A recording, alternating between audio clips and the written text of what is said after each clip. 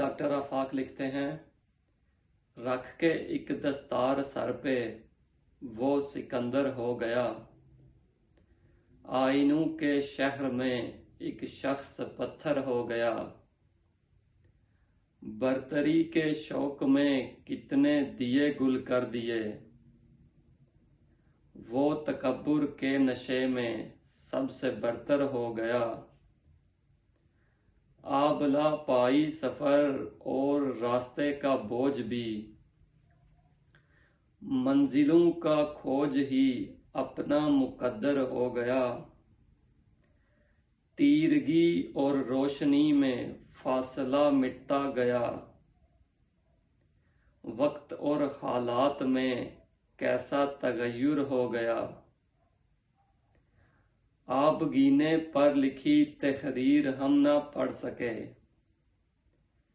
پھر انا کی دھوپ میں 16 دسمبر ہو گیا، اس متاع زندگی میں ذہن تو الجھا رہا، پھر حقیقت جان کر یہ دل قلندر ہو گیا،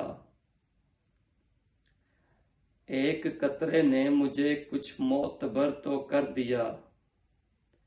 پہلے آنسو پھر وہ دریا پھر سمندر ہو گیا،